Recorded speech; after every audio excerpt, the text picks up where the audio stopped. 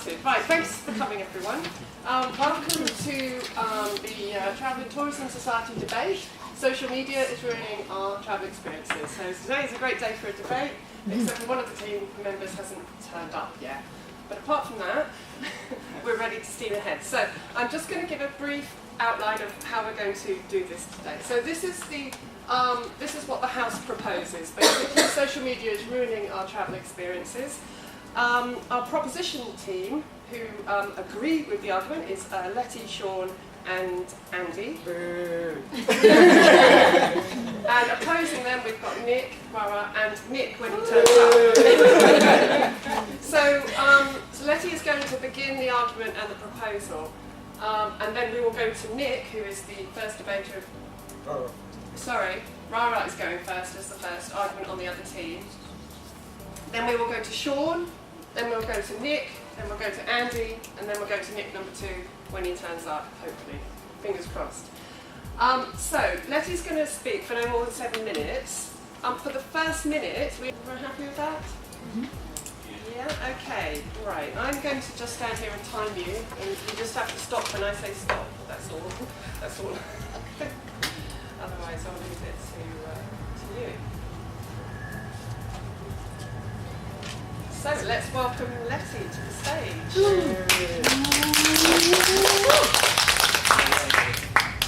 So my team and I, we strongly believe that social media is ruining travel experiences.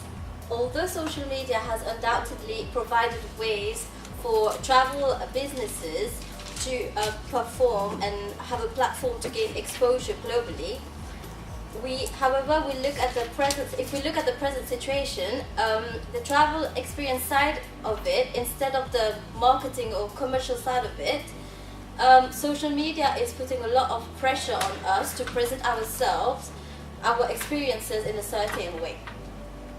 So nowadays, the success of travel is basically defined by the number of likes our photos are receiving on Facebook and Instagram. It seems more important for us to show others what we are experiencing rather than experiencing it ourselves. So we have become so obsessed with it that we are now constantly seeking for affirmation from other people or creating a fake personality of ourselves. So is this not taking us away from the actual travel experience? What would you define as a tourism experience? So basically, a tourist experience is when you are at a destination and you are immersing yourself with the culture, exploring the area, living the moment over there in that destination. That's what we consider as the tourist experience. Would you not also include, prior to going to the trip, so the motivation of the travel, and after concluding the trip, so your souvenirs and photos?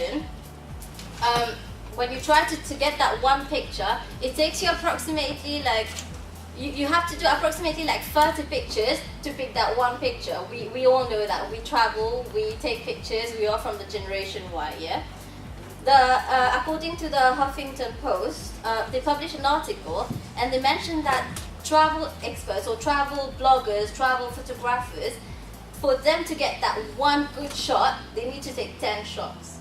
Just imagine, they are professional people, we are not, we are normal people. And what if to those people the travel experience includes taking that picture? That's what actually makes their experience, enhances their travel experience. Can I finish what I'm saying? Yes. Yeah? So then what I was saying is you have to at least take more than 10 pictures to get that one best shot. Now when you finish doing that, you will try to look for the perfect filter, which is going to take another hour probably to make the picture better to post on social media. After doing that, now you'll wait for how many likes you'll get, how many comments you'll get. You'll be checking your notification all the time. Are you not losing that, that present moment that you should feel in the destination? Excuse me. Before I start, I'd like to share with you a very powerful quote by Bill Gates. Do not use social media to impress people. but use it to impact people. Technology and social medias are seen as a nascent phenomenon in our society today. Social medias have a powerful impact in our everyday lives in a way we access and communicate to other people all around us. For better or worse, you decide. According to Ulrike Gretzels in 2003, 80% of leisure travel buyers were influenced by various types of user-generated contents, which include videos, blogs, reviews, in the context of travel purchase decision. Similarly, other studies have proved that Jamie Kim in 2013, the more tourists engage in social activities through social media while they are traveling, the more social support they will get will contribute positively to their tourism experience. So on the other hand, 20% of internet users' decisions are influenced by social media. Being millennials generation who's living in a digital era, most of the people use various online channels to present themselves to the world. In another word, technology and social media are just one click away, and the world is at your fingertips. I have a question. All right. So don't you think by looking at those pictures and getting inspired, is it not creating a certain expectations to those millennials who are traveling? Like, for example, you see a certain picture and you are like, okay, I want to do this exact thing, but then it's not allowing you to be open to wherever you're going, to discover new places, because you're so stuck in your head that you want that same thing that is shown on social media. How do you explain that? I'm speaking to Rara, sorry. No. Okay. But in this case, it's more to inspire the other person to go travel and to feel like, like how exciting it is to be traveling around by sharing. You're basically just... It doesn't answer my question. I spoke about the expectation. It's about the expectation that it's creating in the head of those people. When they go to that destination, don't you think that it's restricting them and not allowing them to be open to new experience, to new places, discover new people, like be open to the destination? It's far about solving For sure. Well, I still personally think that if you, it doesn't necessarily for you to, say for example, if you travel to one place, you want to promote about that certain places to people, but it's more to like, you share your experience to other people. You happy with the traveling there, and you want people to, you want to show to the people, and as well as to promote the travel destinations. Well, you understand that psychologically when you're seeing that picture, you put it in your head and you're like, this is what I want, this is what you do. Don't you do that on social media? When you look at a picture, you're like, oh, I really want to go to that place, don't you? But then you want to take that particular picture at that place as well, just like we've done at Stonehenge, isn't it?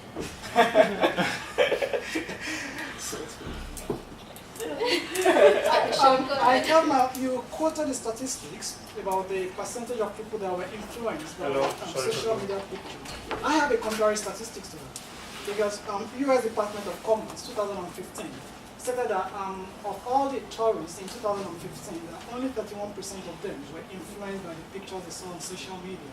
So which means that 69% of them traveled without being influenced by the pictures they saw on social media. But then you are not open around to That's speaking.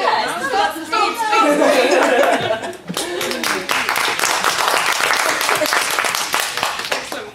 Well done, Rara. Okay, so next to the floor we have Sean. Thank you, Sean. Good afternoon, everyone. Rara made that was a very beautiful quote by Bill Gates, but I've got a contrary quote to that.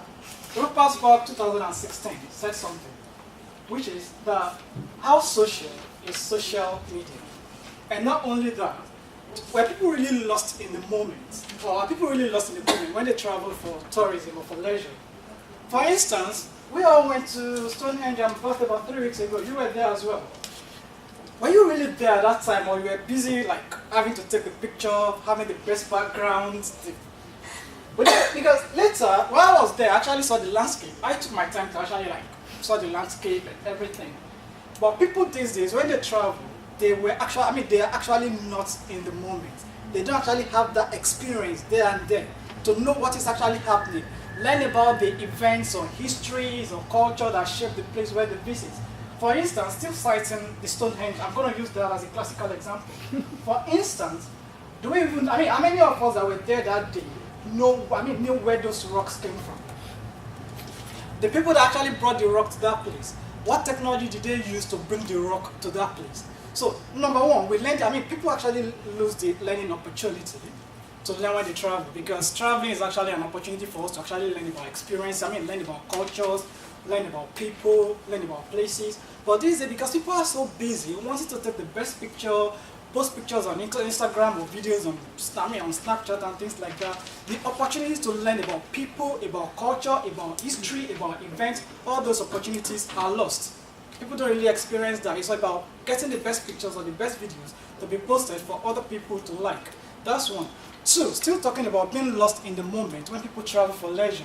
For instance, like people travel to live that. Sorry, can I ask a question? Okay. I know that we are focusing on social media today, but do you not think the same argument could be put towards someone who wants to get the perfect photo for their own reasons? Because, yeah, I get the pressures of social media, and I get the fact that we all want to impress each other and get the most likes and whatnot. But could you not also say, well, if you spend your whole afternoon just taking pictures for your own repertoire of photographs, could you not miss out on knowledge of the area or experiences as well, regardless of social media? Rather than just experience it with your own eyes, we all still take photos. But the point is this, most pictures, most photos that people snap these days, most of the time they end up on social media platform anyways. So either you're snapping for your personal reason or for whatever reason you're snapping it, most of the time they still end up on either your Facebook page, your Snapchat page, or your Instagram, Tumblr, whatever you're using. Mm-hmm. So most of the time they are still going to end up on social media platforms. So that's still influencing the reason why you're snapping the pictures anyway.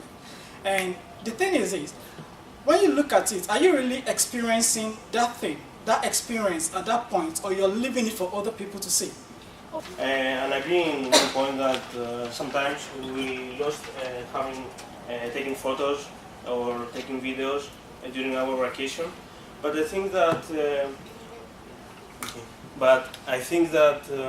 if we keep a balance, social media help us to have some pictures. So in the future, when we want to go back and remember a nice time we have the opportunity. And I believe that we need to have the right to go back and remember things, or even share with other people that they won't know about some place that maybe they are far away, and if social media wasn't there for them, they didn't have even the opportunity to see and meet some places. I have a question. Okay, so you spoke about the balance, yeah, but have you been reading the news about how people are using social media excessively? I have an example. It was an article in The Guardian. It said that more than 100 people were killed while taking a selfie in 2014. So death by selfie is taking over. Another statement, they say that in 2015 there were more deaths by selfie than shark attacks. Do you realize how excessive it's getting? And guess what?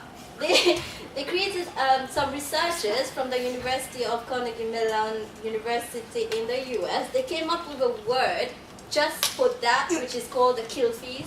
Just it's excessive. Oh, dear. Harry.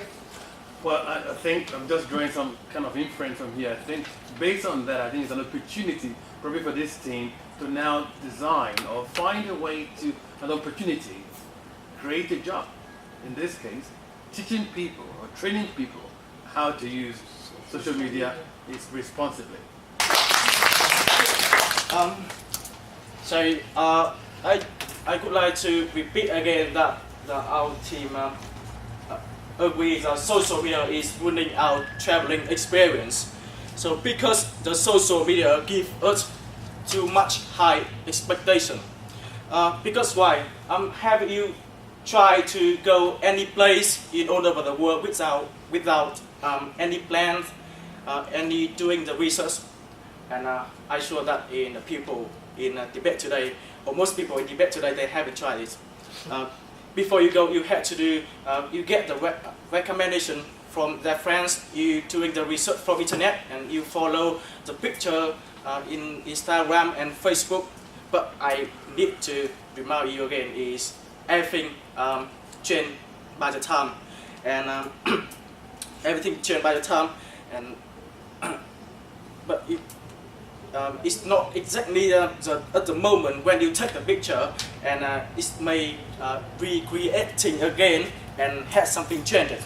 And when you look at the picture on the social media, and the social media can lead you to go to the destination where somebody been already, and they take the shoot and they post on the internet, and they can make change the different color, and they can add the fish eye on their picture, and they can add, and they can cut and push, and they edit their picture. It's not the real one.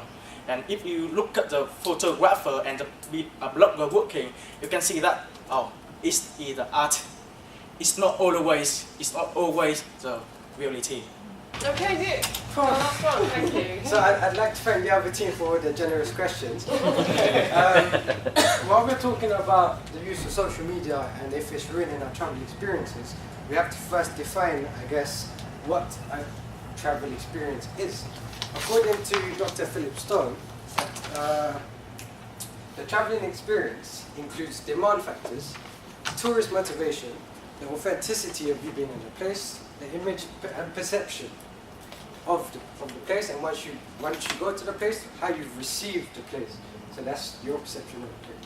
And as experience is the cornerstone of traveling, I of have a course. question. Hang on, wait, no, he hasn't spoken for a minute yet. Oh, sorry. The experience really comes to life with the intention to travel with the anticipation of the experience. So before you actually travel, you're looking at pictures or you've heard of a place from friends and family.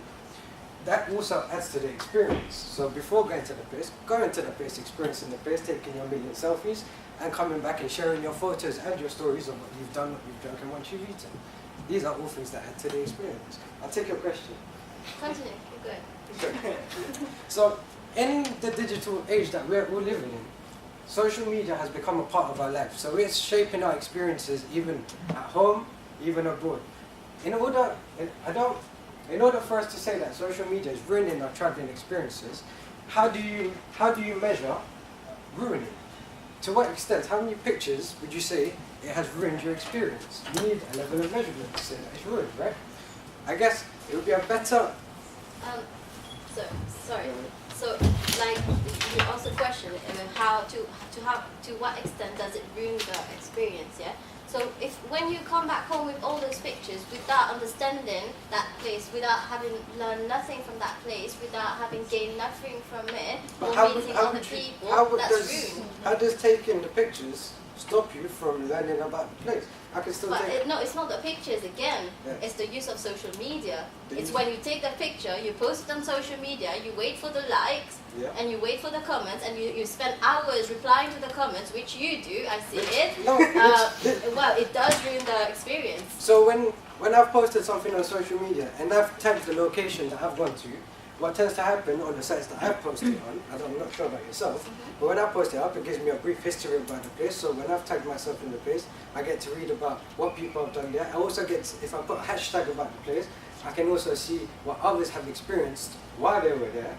And so it can also enhance my experience in the place. Or is it not creating like a certain expectation for you? Like it's creating that image that, okay, I need to do this because this one has done that. I need to do that because that person has done that. But your definition of ruining may be my definition of changing.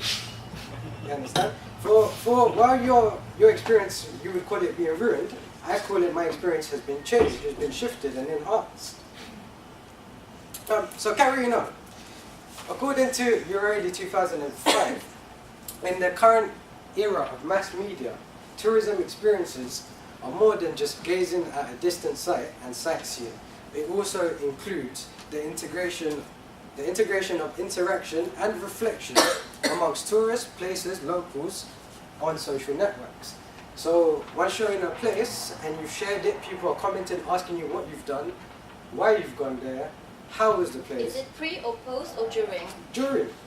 Because while you're at the place and people are asking you, wow, that's a beautiful beach in Santorini, which we are going to tomorrow, by the way. And they're going to be asking us, wow, how did you get there? What part of Santorini it is? To me personally, and I'm pretty sure to all of us here, so it's been proven scientifically, by the way, getting likes and comments releases a chemical called dopamine in the brain, which is a feel-good chemical. Scientifically. That's a very good scientific thing you brought up. So what if you don't receive favorable responses from your friend while you're on vacation? What happens then? So that means you don't have those dopamine to actually stimulate that pleasure in you. Okay. So that actually makes you depressed and probably the rest of the holiday is ruined. Could you give me an example? It happens. If people are jealous. Okay, Jenkins, 2016, stated that human beings are now becoming they are becoming walking brands because we see ourselves as brands these days. And the way we assess the brands is the amount of likes, comments, and things like that, and the favorable or positive reports we get from Facebook or from social media, which is one of the main reasons that when people travel, they snap themselves, the videos themselves to post them on social media because they want people to actually give them the favorable report. And when they don't get that favorable reports, it affects the brand. And when the brand is affected, it causes depression. I take your point into consideration. However, what 2007?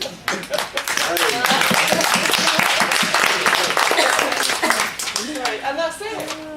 Excellent.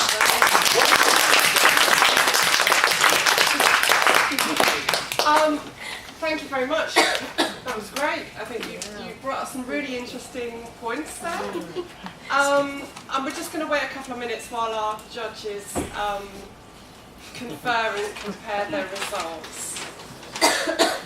Would anybody like to say anything about the...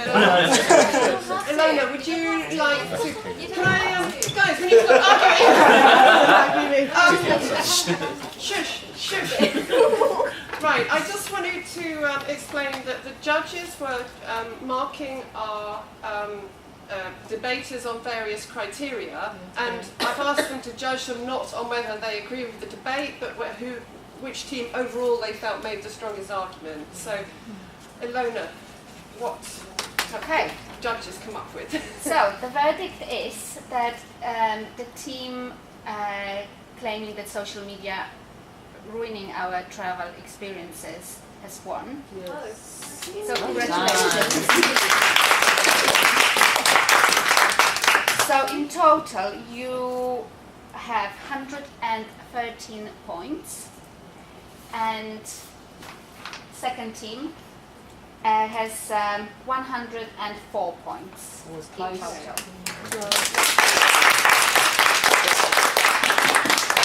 Okay, so great. in summary, we'll close down Facebook.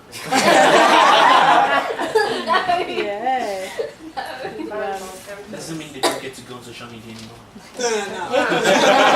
In fact, seeing as Letty's so against it, and she is our social I media. know. Yeah, absolutely. So, For a change, I wanted to be on this team. okay. Great debate, guys. I enjoyed that. Some really good points. Let's have another debate another time. And thank you everyone for the support, for supporting the society, for all the events that we organise. So we will definitely come up with different topics soon. I look forward to seeing Something a bit more controversial next time. And what's the new word for being killed by selfie? Kilfie. Don't selfie. Kilfie.